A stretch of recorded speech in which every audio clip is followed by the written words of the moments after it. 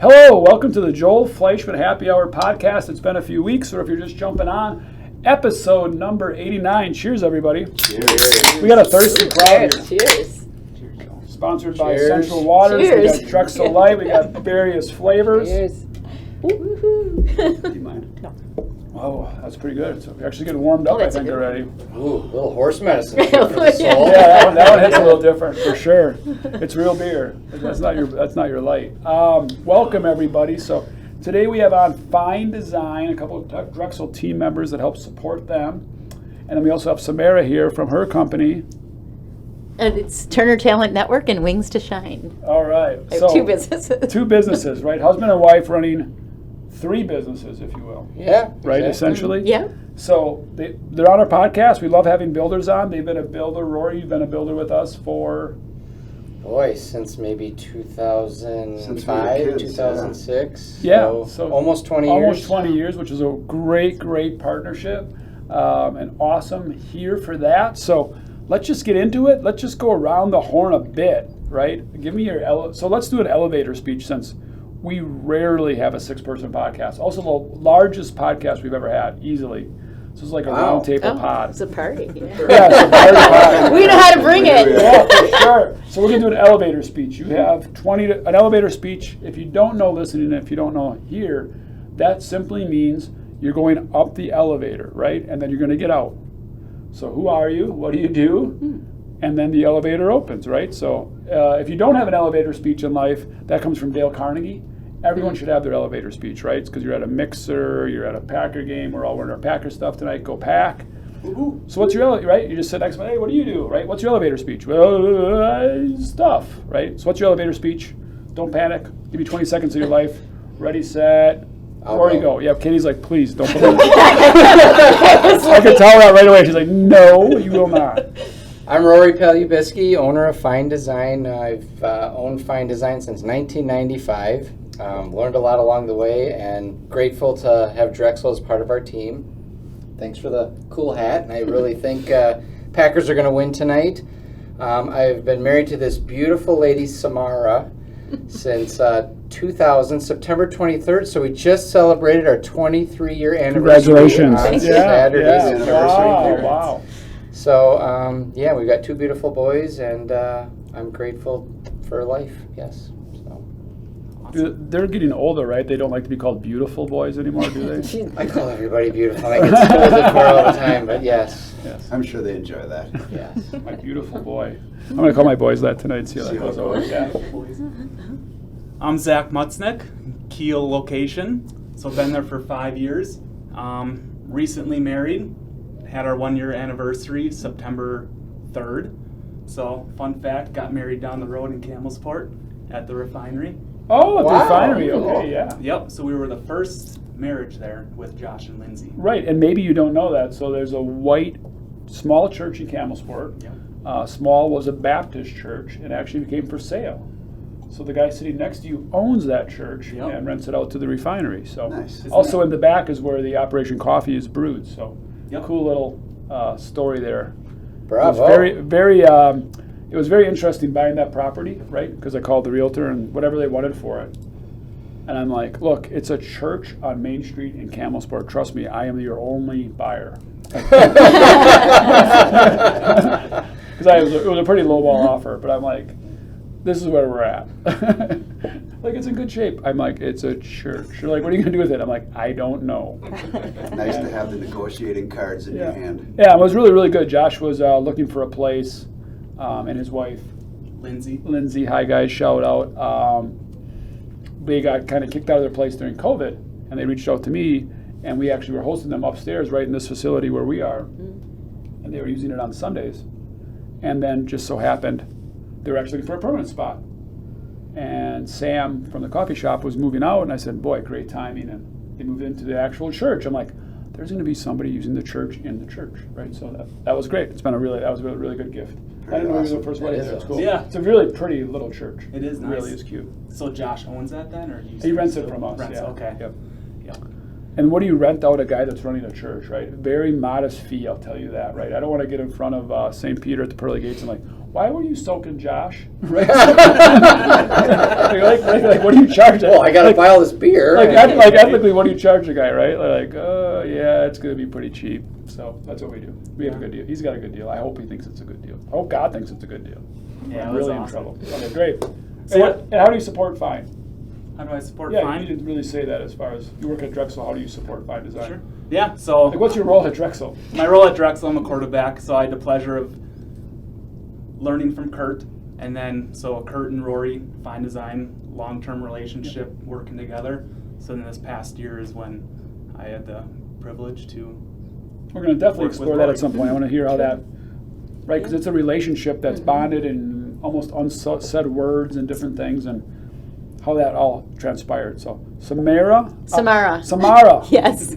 Everyone gets it wrong, right? I know, that's okay. You can call me Sammy if you want. Samara. My Okay. stage name is Sammy, so you Sammy. can just do that. Okay, Sammy. I like Sammy. I'll do with that. All right, stage name. So we're already interested. She does not have an OnlyFans She's comfortable page. here. As far as I I'm know. not. Right. All right. Okay. Go ahead. He's gonna. My husband's gonna already make fun of me, but no. So my background is after I graduated from college, I fell into an entertainment business and started booking stand-up comedians. So and then I ended up buying the business. So I've been doing that for over 30 years. But And you have you ever personally jumped into the arena yourself?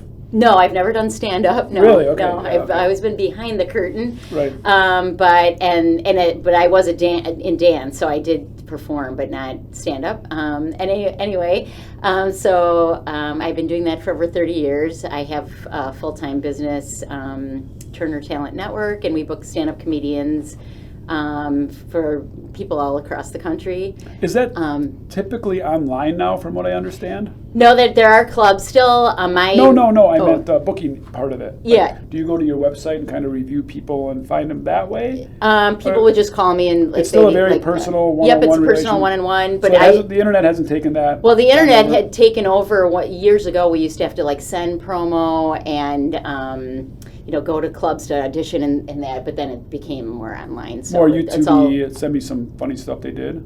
Is Yeah. that what it is? Yeah, Okay. yeah. So you can send them a So- clip. You don't have to go watch it. Yeah, exactly. So it's that all sped clips, that but up. it used to be like reviewing videotapes and that kind of stuff, Oh, like send me a VHS, VCR, like yeah. not to age Or myself, come but see yeah. me live or whatever. Yes, yeah. So go to the club, see them live, Right. but then it spiraled into you can see online. So Do you have a recommended club in the Milwaukee area?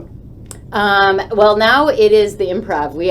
Comedy Cafe was the club that I started with, and then they since switched owners a bunch of times, and then, which we'll talk about, that spiraled into my next business, but Comedy Cafe closed during COVID. After COVID, they were going to upgrade and open a theater, and then they never came back after COVID. They just decided we're going to get out of the business. So that was one of my full-time rooms, and then I had another full-time club in a different location that ended up closing, and then I have some one-night clubs that I still book in private events and things like Drexel. I booked magicians for you guys. Yeah, correct. But so then that spirals into, because of COVID and people needing assistance with healthcare more, I fell into my passion for fitness and nutrition, and I partnered with a top brand in the fitness industry, and then started another business. So I'm still booking What's your comedians. other business?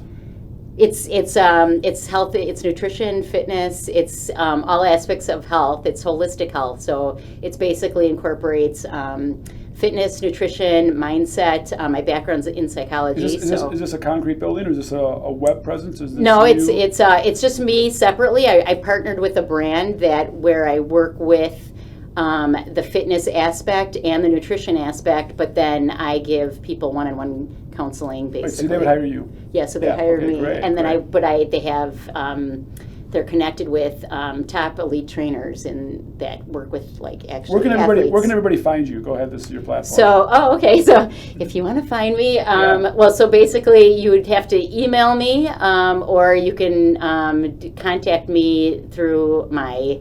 I don't know if you could. Do you have like show notes that you can add? Yeah, or- sure. Or So then I'll just give you otherwise. like all my contact We have a lot of information. listeners, so But just say what it so is. it's my email is, you can email me at wingstoshine@att.net, or my phone number is 262-284-5653.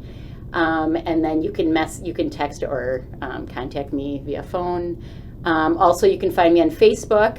It's Samara Palubiski, and on Instagram, so you can message me on there. That's like easiest for most people. That's what the one thing that's changed in the industry. Everybody's all through Facebook and Instagram, so I had to get used to that. But because years ago everything was email, now it's just you connect on Instagram or Facebook, and then people can message me there. So Doing a lot of DMs. yes, Direct yeah, messaging. yes, Yeah, and cool. so then my family's why are you on social media? It's like that's my business, That's you know. my So job. that's what everybody does. It's like how you Right. connect, but it's great, and so then anybody can reach out to me, and you can also, if you'd like, you could add in your show notes. I can give a coupon code if people are interested in Marcus will get that nutrition. later. I could give you if they connect with me in the next month, I can give you $20 off. Oh, getting first into time. my We got so many program, firsts. I can give you Yeah. I'll give you information, but yeah. That sounds great. Well, thanks for yeah, coming on. Absolutely. Wait, Samara's elevator was like the tallest Oh, I know. skyscraper. We got right? that was Thanks for coming on the podcast, everybody. We're wrapping it up. Rory's like, hello. Other things to talk about. Oh, but I design people's lives. He designs houses. I do Teamwork. They're all, so we work together. It's all relative. Kurt. Exactly. I'm Kurt Dulmes. I am a team member at Drexel Building Supply. You can reach me by calling Drexel Building Supply. But yeah. I am quarterback is my title, and I do what Zach does. Basically, we help project manage job sites, help builders and clients find the products they need, and help them get budgeting together and get the building materials on site as they need it. And How many years you been here? been here since 2010. So I believe Kurt interviewed, I recruited Kurt very, very heavily. Very, very well-known guy, very, very, very well-respected in his area, in the Oostburg area. And we were really trying to go to the Kiel store. I was a much more aggressive guy back then. I'm still aggressive, but in maybe a healthier way, maybe not, but worked 1 million hours and just was very aggressive. Buying churches, yeah. Yeah, well, I still do that. Back then I would have bought it and burned it down, but maybe in a better spot. So anyways, I know for once for sure you took the job. I believe twice you took the job, and he shook my hand, took the job, and twice was I think looking back, such a loyal, nice guy. He just couldn't ultimately pull the trigger. And then it was the Great Recession. I was in Brookfield, and Kurt was transferred to that company was going down while they reemerged as BFFs, but the Sheboygan branch closed. So Kurt has actually closed down 2 lumberyards, a fun fact, right? So he closed down Sheboygan, and then he helped close down Jackson, so maybe he's not that good, I'm not sure. Right, but anyways, he called me. Drexel in mind. Yeah, right. Drexel's next. He called me, and he's like, summarizing, hey, I'm in a burning building. I know we've done this twice before, but I'm ready. I got to go out now. Like I'm jumping off the ledge tonight. You got to catch me. I literally have no time. I'm working 70 hours a week. It's the Great Recession. Well, that's when you were buying We Drexel. just bought Drexel Brookfield. We're losing $300,000 a month at that location. I'm firing people every single day. We are trying to literally keep the wheels on. Kurt calls me out of the blue, right? And I'm like, dude, I really don't have any time to meet. You're aboard. Let's just do this. And he's like, huh? Right? I'm like, you're going to have to actually, and I'm like recruiting him the whole time, right? Like I'm the guy at the bar buying this girl like every drink possible, like texting her like, come on, let's do something here, right? Let's go on one date, like, dropping off flowers, and he's avoiding me. And then the next night, yeah, let's do it. And I'm like, no, you have to come over to my party, right? Like I don't even care. So Kurt's like, okay, whatever. And he drove down, and I think it was about a 10-minute meeting. And we have no training in place. We have no onboarding in place. We have no structure. And we're like a 150-person company at that point. Now we're over 800. But we had no onboarding. We had no processes. We had no procedures. And it was like 10-minute meeting. And I'm like, Kurt's like, he's trying to kind of get into like maybe a little sales pitchy, whatever, right? Interview process. I'm like, yeah, you're aboard. What do you want to make? And he's like, I don't know, this is what I make now. I'm like, well, let's do that. And he's like, well, what's next? And I'm like, I don't know, start tomorrow. What do we report to? This guy up in Kiel, I'll call him right now. That was that. Done. I said, see ya. Yep. I might not have If you have an account that you trust, then I trust them. Let's go. Yeah, I don't We think, got and fired. I'm guessing we didn't even talk for like 3 weeks after that. It Probably was just not. like, You were- I got other shit going on, buddy. You're in the middle. Super, super different company now, but that was a cool, crazy history of our company that a lot of people probably don't know. Yep. Like Bravo. sometimes people that have been here 30 years like, oh, it was way better back in the day. I'm like, were you there for that? I'm like, that was a shit show. They're like, oh, we're growing, we're different. I'm like, yeah, way better. That was brutal. But anyways, we survived to It keep went aboard. well. We Love got you, it buddy. done. Yep. And Good Kurt and, Kurt and I have been through many, many things together and had lots and lots of fun and beers and all that stuff. So We good have stuff. indeed. Yep, great. Definitely a legendary figure here at Drexel. Not that you aren't yet, Zach, but you're just too new to be legendary. Fair enough. It's like a Packer, right? Like this is like Reggie White, and you're like an up and comer, right? So you're like, Romeo Dobbs. It's just different levels of respect, right? We could do Aaron Rodgers, Jordan Love. Oh, That's a little too far for both of you. That's a little too far. But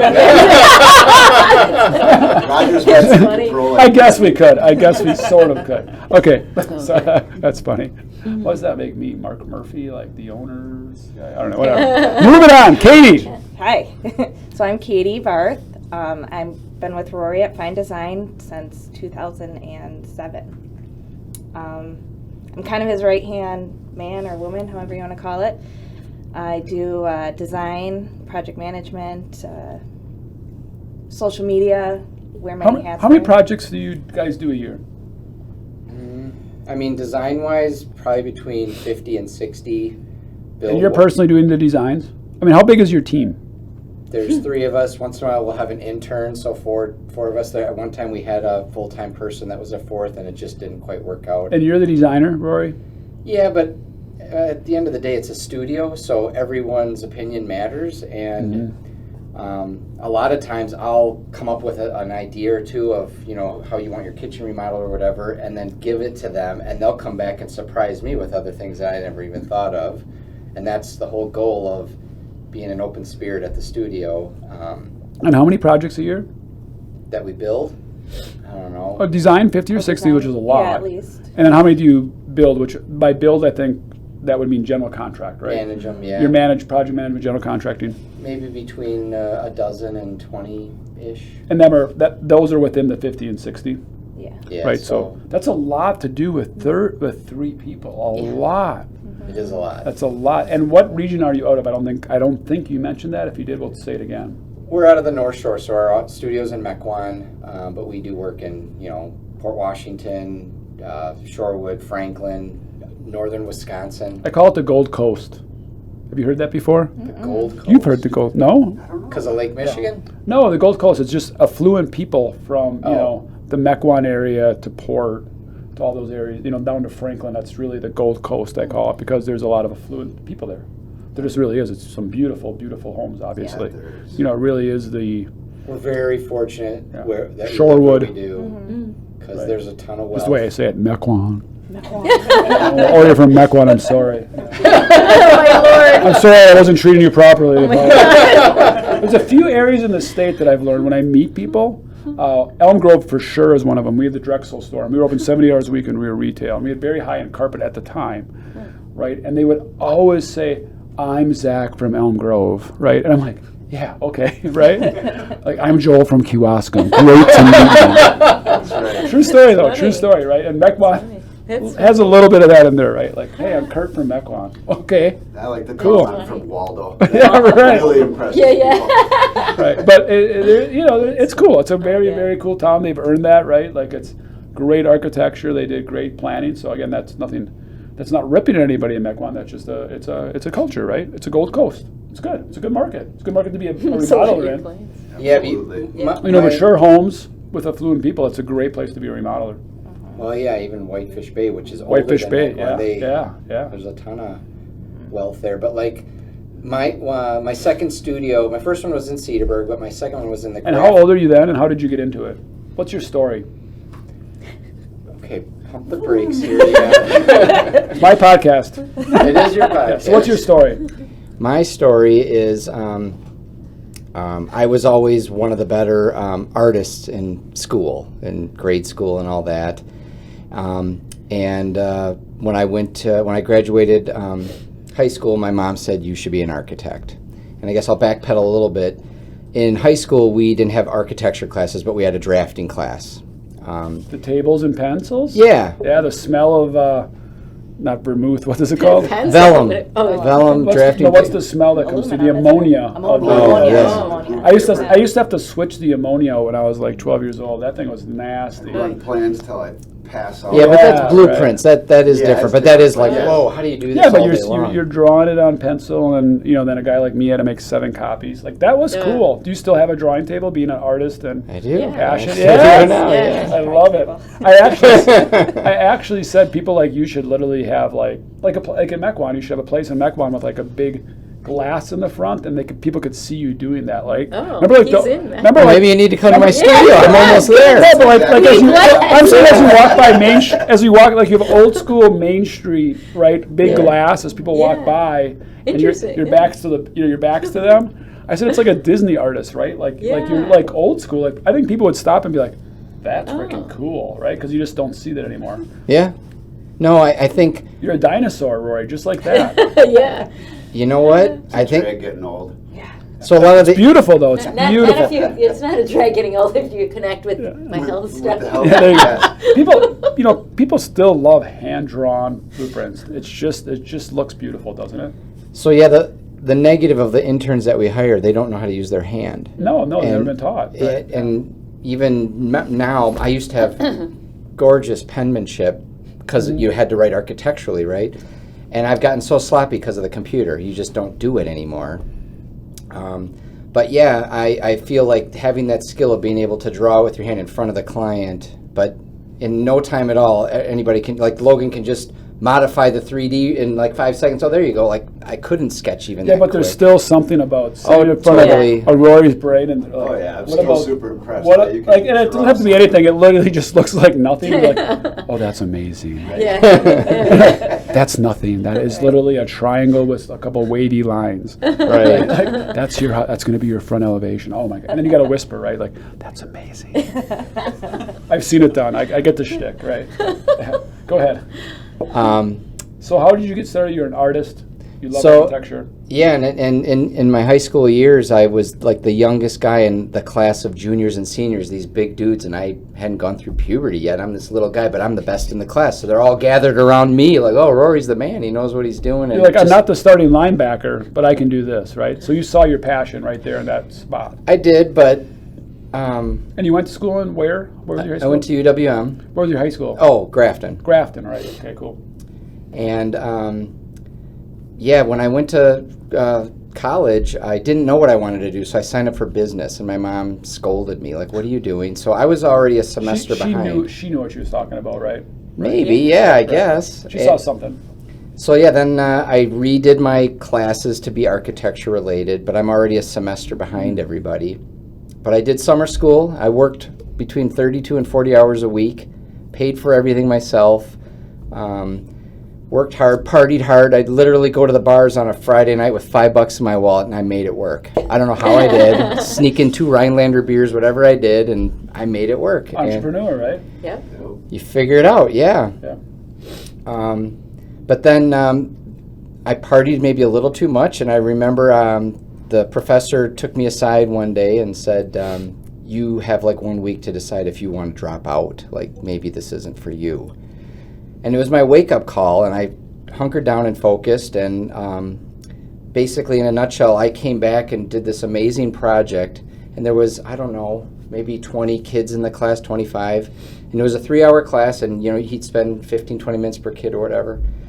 He spent 2 hours on the 20 kids and an hour on me. And I got goosebumps thinking about it. I literally had to hand him a tissue box because he was tearing up with, wow, you blew everyone away and you have it.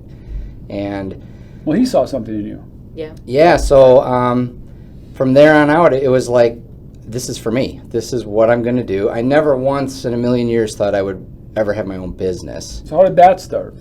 So my mom, again, knew someone that was potentially... Hi, Mom. Show it to Mom. What's, Yes, what's Mom's show it to name? Mom. Barb. Hi, Barb. Yarb.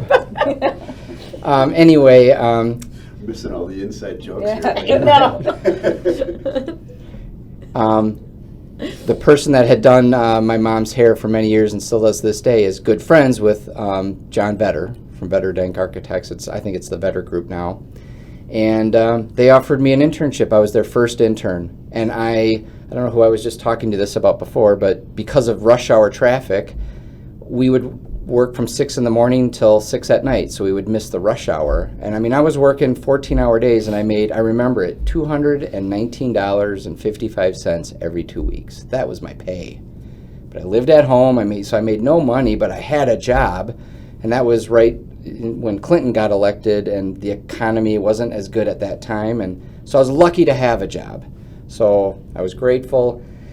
And then I realized I didn't know what I was doing. You know, I thought, oh, I'm going to be designing skyscrapers right away. Yeah, no. And I didn't know what a footing was and how it all went together. I didn't know how everything fit. And even though I was taught that in school, it's different when you don't get your hands dirty. So I got my hands dirty. Yeah, we really shy away. It's just reality. So I felt bad saying it, but it's the truth. We shy away from hiring people with architectural degrees if they don't have real-world knowledge. They really don't know. We hired a guy with an architecture degree from Minnesota, didn't know what a gable and a hip roof was, the difference. Okay, that's bad. Yeah. That's personally bad. Again, that was probably on him, Yeah. but we've hired multiple people, and University of Minnesota, sorry if you're listening, which I'm sure you're not, right? They're top notch. Top, absolutely known. Like basically you walked in and I gave you a job because you're like, oh my God, I can't even believe you applied here. And we have never been able to retain one of them because they're so far removed from what we actually need. Construction blueprints, right? Like I can't even get you there. I think what they teach is all these really cool, organic, interesting. Yeah. Okay, yeah, that looks like a piece of art, but it's never going to get built. Yeah, Rome. I've studied Rome. We need a 3-bedroom ranch. With a Right. 612 pitch in, Right. no Can you matter. make a beam work, please? Right. Right. What's your space planning? What does that look Right. like? And I think they get kind of bored too. They're like, well, I can do that. Well, you can't, but this isn't really that cool. And it's like, yeah this is like Wisconsin real world homes, right? Yeah. So, anyways, keep going. So then I'm out in the field. I work for a surveying engineer. I work for a cabinet maker, a painter, and a carpentry crew. So I don't know if you remember, because you've been in the business a while, Concept 2? Do you remember those I guys? do remember the name, but I don't know who they are. Yeah. So I worked with them, and I got to, they needed a delivery guy. So they had the one Drexel guy, the van. I got a big van. And this was when there was pagers. I'd get a beep, beep, beep. I'd have to go find a payphone. Yeah. Okay, Zach, what do you need? Yeah. 2 2x10s. All right, I'd run to the lumber store, pick them up, deliver them like... Right, so you were the emergency... So at that point, they had a crappy lumberyard, basically. You were the handyman of handyman. I ran truck around. driver. And these were jobs way on Brookfield, Grafton, they were all over the place. And the driver before me was some old cocker that... Nope, I've already been to Grafton. Not coming back. Not happening. I'm 22. I'm geez. driving. I'll be there, man. I love got driving. this. Yeah, whatever, right? I'm getting paid to drive. Let's go. And then I would get my chores done in quick enough fashion where I'd start helping them. Okay. And then one guy gave me his old tool belt. I still have it to this day. It was sort of falling apart, but boy, it was broken and perfect. Yeah. And I just asked the boss, can I go out in the field? I want to help these guys. And Awesome. so for a year and a half, I worked out in the field. So you didn't understand how important that was Oh my God. at the time. At the time, you thought you were just helping, but that actually Yeah. built your career, right?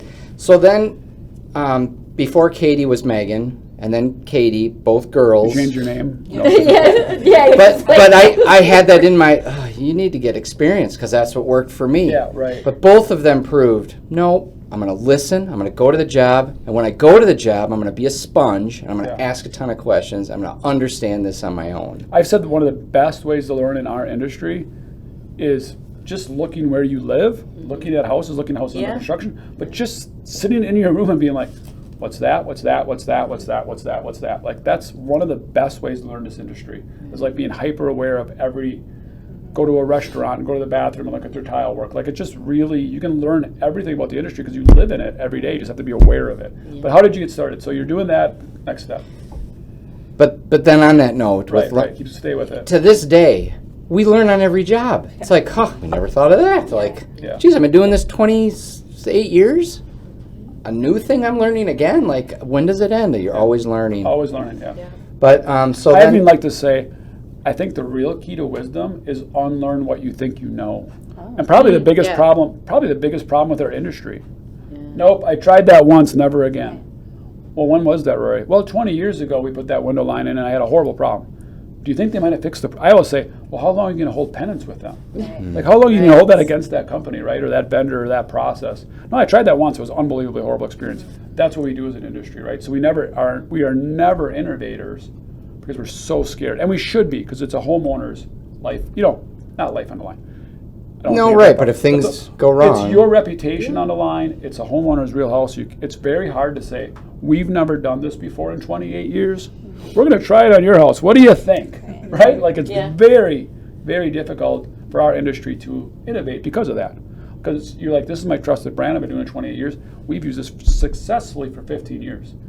That's a great story. It's very hard to say, you know what? We had a Zach came in and showed me a really new product line. We've never done it, but on your house, we get to do it. Would you like to be my Yeah. Yeah. No, I'm good. What do you normally do, right? And then you just kind of forget the idea. So it's an interesting Right. industry that way in many ways. So while I was working in the field, one of the foremen was from England, and he said, "Rory, you should go to Europe. You should travel." Wow. And we always took vacations to Miami for Easter as a family. So that was my traveling. Like, Europe, maybe, okay. So I packed up on March 17th and flew over there, and this is By yourself, by myself. This is a great story. backpack naked down No, Switzerland. no. That's what I always say. Backpacking naked. Well, I didn't know that backpacking was a thing. I had Right. my 2 suitcases. Okay, Oh, you're not right, going to right. go throughout Europe like that. Right. And How right, long are you going to go for? Like, what's your plan? How old I have are no you? idea. How old are you? I'm 24. I turned 25 in Paris. So you got a one-way ticket and said, I'll figure it out on the way back later? Yep. Damn. Yeah. But you Oh, need a right. visa. So jealous, so jealous. Would you do that? No. You need a visa though to be there more than 4 months. I think So at you the knew time. you knew. Within 4 months, I'm so coming. you got a back. season. Yeah. So the Englishman that set this up, he goes, I got you set up. The guys are going to be waiting for you. Just so you know, you're going to be staying with 2 gay dudes. You're like, And here I'm we like, go. I'm some plowboy from Grafton, and I'm going to stay with 2 gay. I don't even know what a gay guy is. Right, like, right. okay, as long as they keep to themselves, like, Yeah, whatever. it's all good. Yeah, it's all good. But I was kind of like, wait, huh? Yeah, here we go. But where they lived is Knightsbridge. And if you know Knightsbridge, it's the River Hills of London. It's where Harrods shopping mall, like it's High end. It's super high. That's where all the wealth of Okay. London is. Right. They're in the heart of it. Hyde Park, probably So one of you're the like, I made it. Harrods I made is it. here, Hyde Park is here. I'm in the middle. Like this one's up 3 blocks. This 3. So you're like, I made it. This is the coolest thing in the world. That's what. oh, I didn't know. You probably couldn't afford I didn't it. You didn't know. You're like, this is just what London's like. Okay. Well, but here's the other thing I learned quickly. The dollar was half of what England's pound was. So you're done. So I'm like, a quarter pounder's $5. No, it's $10. It's 5 pounds or whatever. And Like, you're in a affluent district, so double that and triple that. yeah. So, but ironically, someone from London knew someone from Paris. Hey, you should go to Paris. Okay. Someone from Paris knew someone in Spain. All right, went to Spain. Knew someone in Italy. Like I started, and then I thought, I'm going to Greece. I want to go to Greece. If I'm here, Yeah, right. so I went to Greece and I took And you them always stayed at somebody's house. or a hostel. Wow. But mostly I was staying with people. They Yeah. would take me like Wow, that's amazing. here's what blew me away. Like, Amazing how I know. how the world has changed Isn't in it? 20 years. That's probably unheard of now, I assume, right? well, but in America in the late 80s, Yeah. no one ever took someone in. Right, So that's for true. people to take me in, I was blown away. Yeah, Like I for could sure. rob you, and literally the Paris people. I showed up at 7 in the morning because I did an overnight journey from England, and they were getting ready to go to work and school. And they go, "Oh yeah, hey Rory, here are the keys. We'll see you tonight for dinner. Bye." And they shut It's the door, and I'm crazy. like, "I could rob you. This is Like insane. Yeah, You don't know me at it's all. you don't know me at all." Right, right. And they did that, and I was like, "Damn." Yeah. It humbled. So Samara and I dated before I went to Europe, and then she was done with me. And then when I came back a few years later, or whatever, she's like, "Wow, you're different," and I'm kind of tearing up almost a little, like because it humbled me. Like, wow, we have the greatest place on earth here, but also some of the worst things too. We don't share. We aren't open. All that. We don't look in each other's hearts like we should. We really should. And actually, Kurt's been a blessing to work with because he's all about your heart. And he thinks with his heart, always. The culture that the culture you have bred here is second to none. You're our favorite contractor to work with. Well, thank you so much. I mean that. I mean, we mean it. It's not one person from Drexel is a jerk, has an attitude, ever. The drivers, everybody. I was in Elm Grove. I had to go. I know I'm getting off track here. I had to go get some screws at your Elm Grove branch. Or I've known you Brookfield for branch. 20 years. I know you for 20 years. I didn't expect this to go any other way, to be clear. This is going this way. It's hilarious. I literally walked in with no appointment. I pull in the backyard where the guy's in the forklift, and he's like, "Who's this dude? You're not supposed to be back here." He's like, "Can I help you?" And he took me by the hand in, and there's a stack of beer this big. Grab a 6-pack while you're in here. I'll get Jim to help you, or whoever. And the guy dropped everything he's doing, and he helped me. And within minutes, I had my screws. It wasn't, go sit down, it's going to be a while. Go take a... It was none of that. It was... And then even he on the way out, grab another 6-pack, you're good. You know, there's plenty here. Damn, he's got a mountain of them here. Yeah, so you don't get that from anybody nowadays. And so that's what Europe kind of taught me, like, okay. And then when I was in Greece one night, I had this epiphany, probably had too many of these, but I'm going to do my own business. I'm going to do my own thing. I want to do one building. When I die, I can say, and I've done hundreds. So I've surpassed that goal. And then started. So I got home.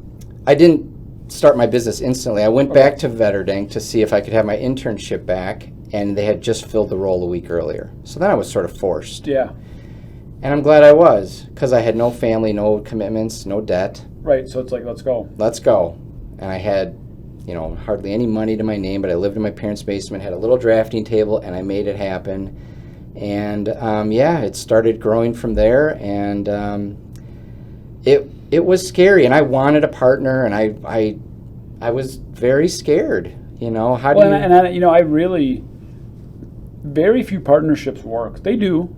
Plenty of builders have partnerships, and plenty of partnerships work. But I think often, if anybody, I've worked with so many builders that partners, and I think they did it primarily because they were scared, and they just couldn't fathom not having somebody supportive. And I'm not sure that always is the right thing to do. I think I read that somewhere, or I've thought about that. Right, if you're going into business with a partner, what unique traits is that person bringing that you don't bring, and vice versa, right? And if you can't really come up with anything, to me, then you're just scared or don't have the right capital investment, right? It can still work, but just understand there's probably going to be massive friction at some point. Now you have spouses involved, philosophies involved. It gets really tricky. And we have some wonderful partnerships that I have seen work, and they are best friends and true business partners. But it's fairly rare, right? I mean, a lot of times that partnership is pretty tricky, hostile, toxic. It ends up, just burning everybody out to some degree. So, good on you. Yeah. So, in the blink of an eye, it's been 28 years, and I wouldn't do it any other way, I don't think. And I'm grateful, and I'm not very religious. My mom's Jewish, my dad's Catholic, so I was raised with both. But I do thank God every day. Well, it sounds like you're religious to me. I mean, I am. We have. Yeah. I do believe in God, and I'm very grateful for what I've been given. I feel like I've earned a lot of it, but I also feel God gives us paths, forks in the road all the time, and it's us. It's up to us to decide which way. Right. And you're supposed to grind for it. It's not like just handed to you. That's part of life, right? You're gonna have challenges and obstacles. So. Totally. So how was because we probably don't have a lot of time left, I bet. Just about 40 minutes we've had. Yeah, so we almost got to wrap up here. Really, isn't that insane? I told you it's going to go super fast. We should talk about Catie's story quick. All right, great. All right, what do we want to talk about? How you came to be. Oh, well, so I met Rory when I was like 10 or 11 years old. My dad's auto body business was one of his first projects, right? So I would watch and sit in on the meetings and learn, and I found a passion in architecture, and that was my route then. So she got inspired by me doing a design for her dad. Oh, how cool. That's really cool. And then have you always worked for Rory, or have you had other jobs? In architecture, no. I reached out to Rory when I was in college, and he took a chance on me, and been with him ever since. That's So, amazing. That's a really cool story. And here's Katie's devotion. I hired her before the recession. We were screaming busy, and then boom, right? Yeah, yeah. And one of our clients needed some office help, so she did that too. Yeah. She Wow. worked because I could only pay so much because I had That's no all you work. had, right. Mm-hmm. It She's was like- the only time in our history, in 28 years, your history, my history, that really the affluent people that don't need a loan and have plenty of money to come through a recession pulled back. Yeah. You know, it was that was a culture in our society. It was a negative to build. We were part of the problem, and you know, people were going through layoffs. So I think the people are like, well, I am the employer. I can't do my kitchen right now because I just laid 6 people off. Normally, a cash business, higher end customers, lake home people, that business keeps going no matter what. And in fact, sometimes picks up during the recession. Right, because they can.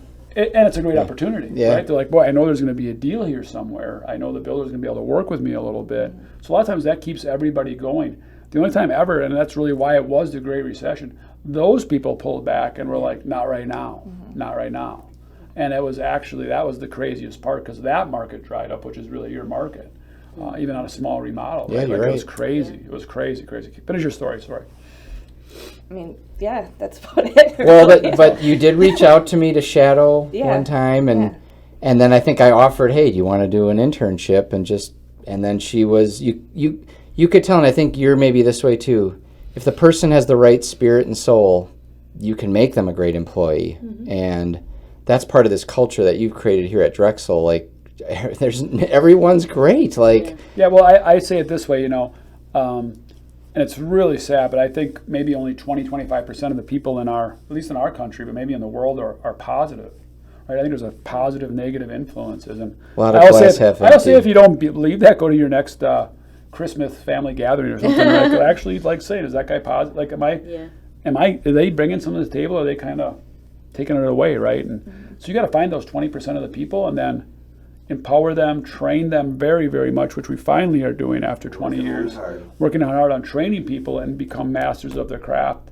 And when you're a master of your craft, as you guys know, as you know with your staff and your comedians, when they're a master of your craft and trained up for that, and that's how God made you with your passion, and you're a positive person, like, everything becomes easy and everybody can feel it, right? Like go to a restaurant, and if it's a world-class waiter and they love their job and they've been trained up to know their menu, Exactly. it just pours out, right? You're like, It's so that true. was amazing. Yes. But that's a talent they were given, so that's really what we try to do here.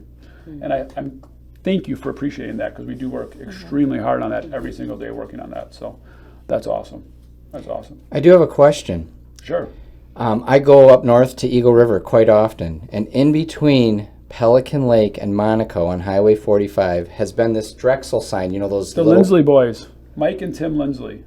Well, he knows it. Yeah, So I've driven by it, and I've seen this little Yeah. sign. I'm like, they must be doing a project. What's going on? And then ironically, this last weekend when we went up, there's a guy out wearing a hoodie, Drexel hoodie, getting his mail. I'm like, no way! So he must work for him or something. No, so Tim Lindsley was our very, very first salesman. He's been here over 30 years. Wow. Now we call him quarterback. So the first Kurt Zacks, right? The very first Curly Lambeau. That's Tim Lindsley, and then his brother also works here, Mike Lindsley. I know the entire family. So you know exactly where I'm Remember talking. Beef Absolutely. at all? Jared used to Oh, do yeah, inside yeah. stuff. Yeah, that would be He's his their nephew, right? Wow. Yeah, for sure. I've driven past that way as well many times. My family has a place up in St. Germain. We take 51, but Ah, we're in the Eagle River area. Maybe you want to get It's- that out, right? it's in between. It's on Come Highway. see us. Well, it's Hiller's place. Sure. It's on Highway G in between Sainer and Eagle River. Oh, in between Sainer, right? So closer to Conover than Eagle River, actually. Yeah, it's north of Eagle River. Yeah, right, so and near then, Conover. and then west. Yeah, But- right. So Conover would be a little further north off of 70. That still is, right? Yep. Yeah, I know that area very well. So Lost Lake, familiar with Lost Lake? Yeah. at all? So I deer hunt with a good friend of mine that lives up in Eagle River. That's where they hunt in that Conover Yeah, State Forest. Right. It's gorgeous. Gorgeous. Don't see a lot of deer, but gorgeous. Don't see a lot of deer, but that's not why you're there. To drink beer more than anything. If you hunt in the Eagle River, you're good, right? So we are at that point. Everybody, I'm sure you've been told this, you get the big, giant billboard. Everyone can see it. I can't wait, because you guys are artists at heart and great spirits. Big, giant billboard. What's on it and why? I get to start this one? Sure. All right, so I did not come up with my saying. I know I've heard it before, but I think it's a good saying. Everybody steals It's a little that. corny, No one comes up but with it's like very unique true. quotes. Yeah, great. It's nice to be important, but it's important to be nice. That's what my That's message- awesome. Expand on that. I think it speaks for itself, you know? I mean, we in our world, we deal with a lot of, important people, but I think it's all how you treat people, which is what makes you who you are, Yeah, I really think, changing the world, and I always go back to Mother Teresa, right? She always said, changing the world is not what you think it is. It's opening a door for somebody. It's smiling for somebody, because that person just made their day brighter, and that may make somebody else's day brighter. The only way to change the world is being nice. It really isn't. People that think they change the world that are important really can't. Not in a good way. Maybe they can in a negative way, but in a good way, the only way to change the world really is simply to be nice. It can be that easy, right? It can be that easy. That's awesome. Thank you. Yeah. Kurt! All right, well, I crashed this party, so I wasn't even thinking about it, but what I would say is very similar to you. Treat people how you want to be treated, but honestly, take that to heart, People just need to be respected.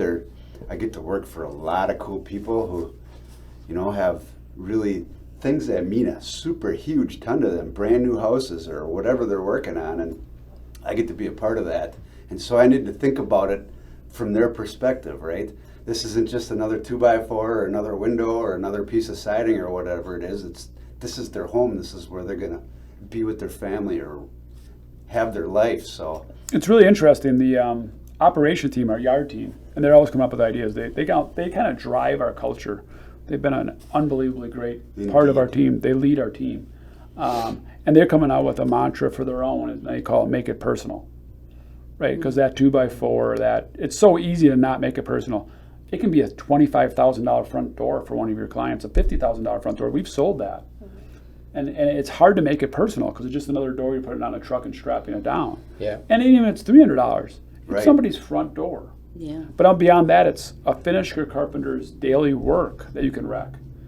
It's Fein Design's reputation's at stake. Like, there's a lot of people that are counting on us to make it personal. So thanks, Kurt, because that's spot on what that team has just gravitated towards. Oh, it's true. And yeah, shout out to our yard and driver staff. Those guys are awesome. They bail me out of situations every day. They smile, they get it done repeatedly. It's freaking awesome. Yeah, it's cool. Thanks, Kurt. Yeah. Can I do one shout out? Yeah, I guess, whatever. Shout out to Dan Crystal. So he said multiple times that he loves delivering to Fein Design sites. Oh, yeah. Oh, that's awesome. great. That's full circle. Yeah. You guys have been great partners. And wonderful team. Like, just one of our 28-year partnership, 20-year partnership. Amazing. Like, I've seen you I've seen you guys grow up, right? So that's really cool. Great. So my billboard, I was told to make it more concise, but my thing is I aspire to inspire other people to shine, and my background with that is anything I've ever done, whether like waitressing to put myself through college, or dance, or then I fell into the entertainment business, and then with working with comedians, and now with fitness, in my fitness nutrition mentoring. Everything I've done, I've always tried to like help people create a better life for themselves, and I've always said, like, my best accessory, I'm totally, my husband can back this, but I'm not into like materials things like jewelry, anything, but my greatest accessory, and people always tell me, is like smiling, and that to me is like the universal language that you connect with people, and I'm always like into like uplifting people, and like that's that's my motivation for, and like my purpose for living is like to help other people. So I can tell that from the second just sitting next to you. You're always smiling. You're always That's what she's encouraging. talking. we were just at an event recently that my brother was at, and I got to be friends with like people instantly, and he's like, and my kids were like blown away, and I'm like, I don't know, it's just like comes naturally. That's wonderful. So That's wonderful. that's my thing. So Awesome. Thanks for sharing. That's awesome. Appreciate it. Zach. For me, so I was thinking about currently in my life. So over the last few years, got married, have a 2.5-month-old. So not living my simple Q life anymore. So, which has been great. I mean, I love 5 it. minutes before work with a hangover. What did Roy say? Plowboy from Grafton? Was that? Zach from Kiel. But no, so mine is time stops for nobody. And then underneath it, it would say, how are you spending yours? Then I'd have 2 pictures on the side. I'd have a family sitting inside their living room on their phones, you know, just not interacting. And then it could say, and then you could have a picture outside and you're all playing together on the playground or hiking, things like that. So, Just be present. yeah. Just be present, right? Yeah. That's a huge, and as a father, that can be very hard, you know, because you're burned down, worn out, and you just need a break. But sometimes you got to take a personal break too, right? So I remember being a young father, like I wish maybe I would have even just took I need 15 minutes of before I become a dad. But again, I was burned out from work, right? I was 70 hours in. So I remember a lot of times sitting in the sandbox with my kids and looking back, not a great dad. I was there, but I wasn't there, right? I'm just in 2 hours they'll be in bed and I can get back on my email, right? Oh my God, if I have to make one more sandcastle. Right? Yeah. Well, not only can't unplug, but also absolutely emotionally, mentally drained. I always said physical exhaustion, you can recover from. Take an hour nap. It's a real thing. Yeah. If you have a very physical job. But if you take an hour nap, you feel great. Mental exhaustion, you are just mush. And you have to almost be on your phone or on a screen or just stare off into the sunset. Or drink. I mean, you have to relieve it somehow. You're just mush and you're just not present, right? So a little bit with our 40-hour work weeks, and sometimes you got to make a little bit more than 40. But pulling back accounts, giving you the quarterback capacity. Kurt and I had 100 conversations about I can't pull back accounts. I can't do it, right? And but we had to give people capacity, including myself, to be present and stare at a sunset, see a sunrise. You know, I was in the office before sunrise and after sunset. I didn't see too many. And if I did, I was driving. And it was just in my way. Now I try to see every sunrise I can. So, good stuff, Zach. Yeah. Don't do what Kurt and I did, right? Yeah, you know. In some ways. And I have to point out, he cut you up before, but I love he smiles the whole time, and I love it. I notice He does. it. Very I like natural. smiling. Even when he's getting his butt. Even when he's getting yelled at by his wife. That's good. We don't- We're all living life. I love that he Yep. smiles. Good mindset. How much time do we have, Marcus? Do it. As much He's time get- as you got. Yeah. It's your podcast. We should talk about Kurt and Zach Yeah. before I do my billboard here, but when Kurt came to us the one day to say, I'm not your guy anymore, it was sad. Yeah. We love Kurt. And I wasn't necessarily afraid that Zach wouldn't hold up his end, but he's, if not at least equaled Kurt, surpassed it. And I am your guy. He's an ace. He's as equal of an ace as Kurt. I think Catie would agree. 100%. Zach is a true a kid. Yeah. star. Shouldn't say kid, but. good Well, no, man. but he was your intern or whatever. He was your understudy, and we never really met him. We talked to him all the time. Yeah. And then when Zach wasn't that guy anymore, I don't know. I'm just like, Kurt, really? You can't keep just Fein Design, But you know what? The transition has been perfect. Right, well, let's get into it a little bit. This will be a little sidebar. It's your guys' pod, so I knew it'd be all over the board. So I don't think we've ever done an extension during the billboards, but we'll do it, right? A lot of firsts here. Oh, a lot of firsts today, right? So yeah, I mean, a little backstory on that too, right? We went to Should I grab the whiskey? No, yeah, we've done this. It's been open. We went to a non-commission based company, right? So and every single person that works here now is non-commission based. It's been extremely impactful, including myself, all of our managers, all of our salespeople are non-commission based. And what that has done is absolutely freed up capacity, which we always said, what does the builder want? What do you want as a builder? You want a project manager, you want somebody to organize on your behalf, and somebody ultimately with capacity, right? And what we did incorrectly, not Kurt's fault, how we set up the company was, Kurt's the best salesman we have, give him more accounts and more support. And you kind of cued in on that.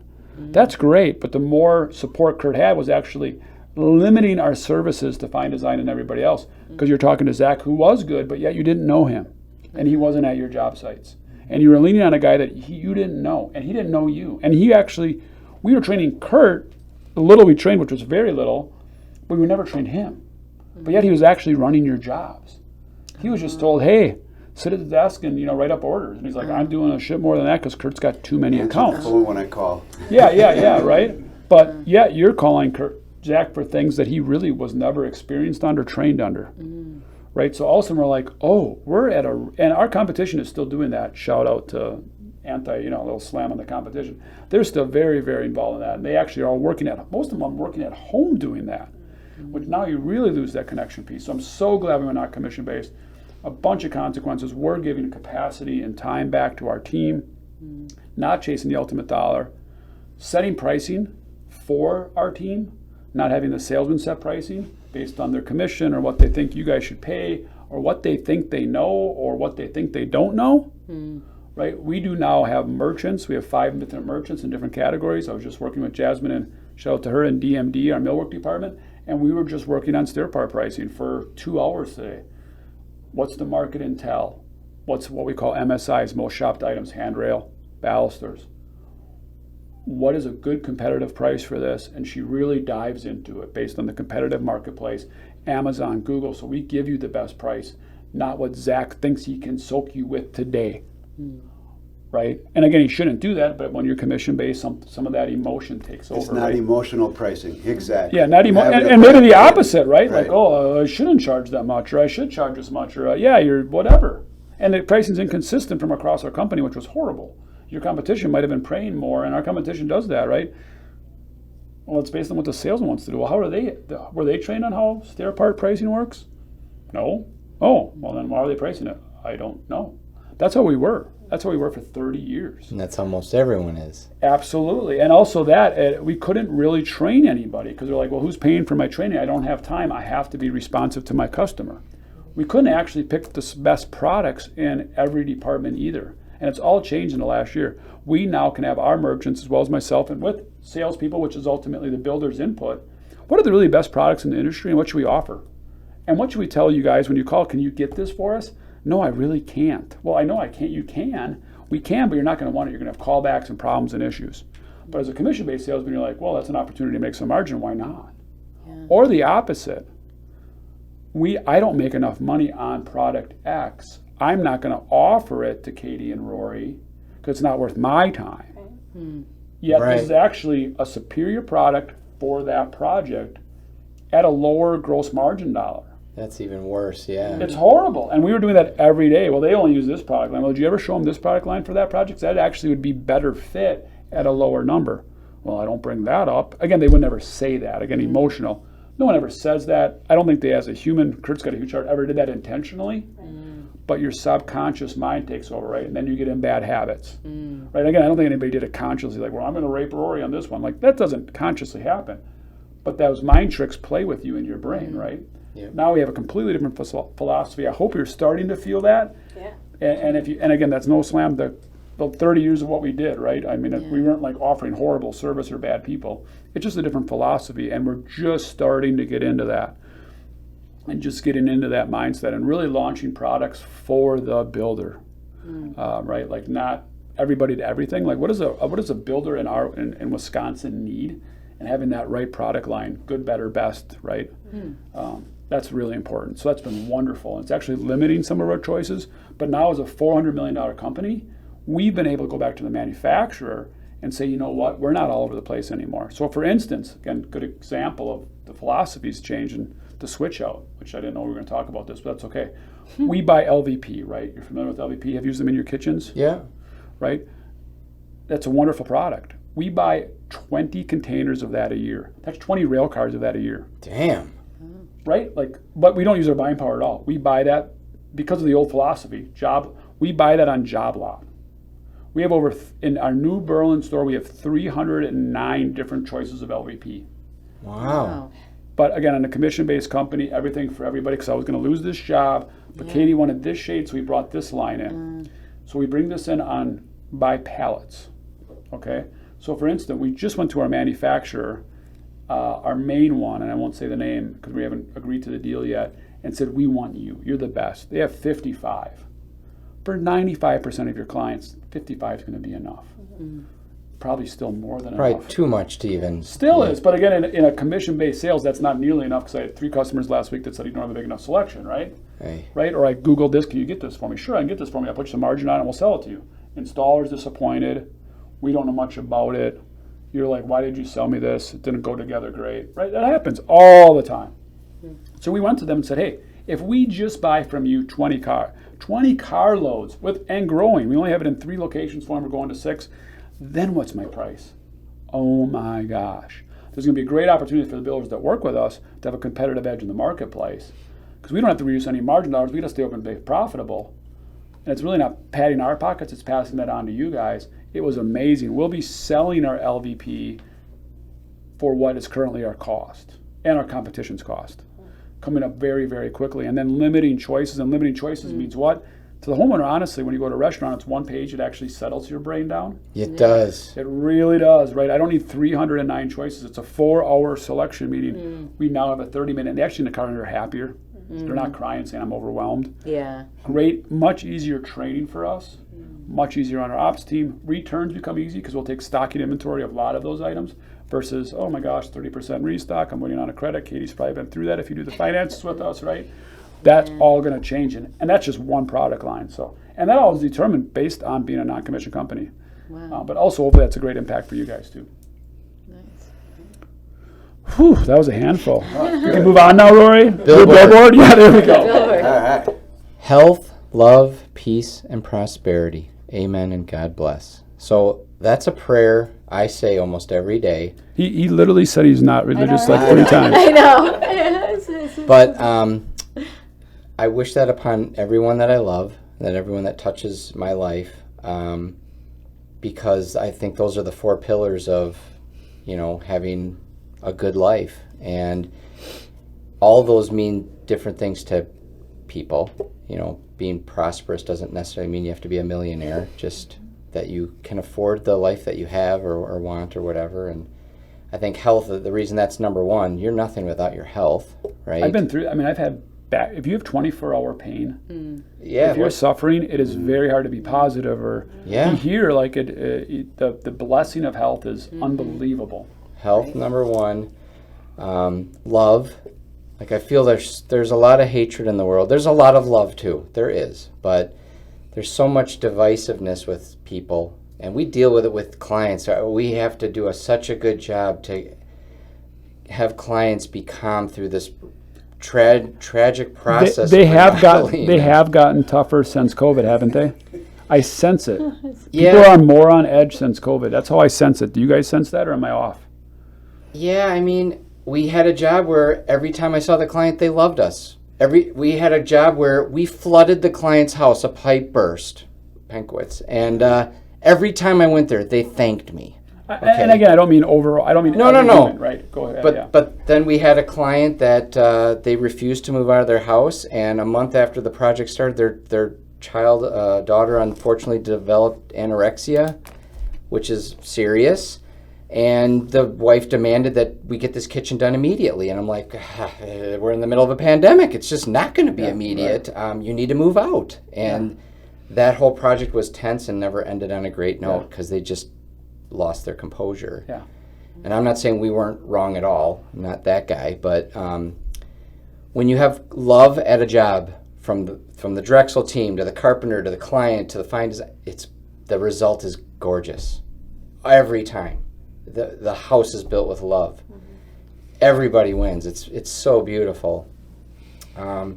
Peace. I guess again, I just want harmony in this world where we can't. I love that you're a Democrat and I'm a Republican, and that we can talk about it and not hate each other because of it. That doesn't exist too much anymore. I wish it did. And then prosperity again, just I want to have the money, enough money to travel, see things, eat good food, have some good beer, and enjoy life. I don't need to be wealthy beyond all means, but enough. So, and I do thank God then at the end of that, because I think there is a higher power that makes it all come together. Yeah, and I really think the key to that all is love. Like, just if the more you search love and study love and understand love and just love on people, like not in a cryptic way, Right. but like out of genuine love, I think all those things happen, right? I mean, I don't know if you can control your physical health, but mental health for sure. peace. I always say, don't confuse happiness with joy. Right? You can go to a concert, you can get drunk, you can do a lot of things and be happy. That has nothing to do with joy. To me, joy is the grace of God. Like when you're joyous, the other things are not a factor. And then I think in our culture, we chase happiness and we never chase joy. And love just comes from joy. Like some of my favorite people and some of my best friends are priests, right? And some Capuchins, they're just really a vow of poverty.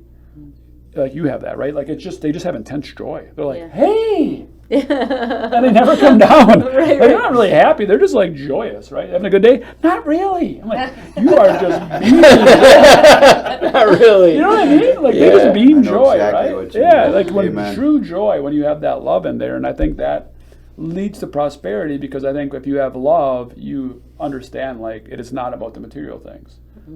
Prosperity means I'm doing all right. I'm making it happen. So I appreciate that. I appreciate all of you guys for coming on. Thanks for 80 coming out. yeah, thank you everybody. I love all you guys. Love on you, all you. Podcast 89's in the books. Peace, love, Awesome. later.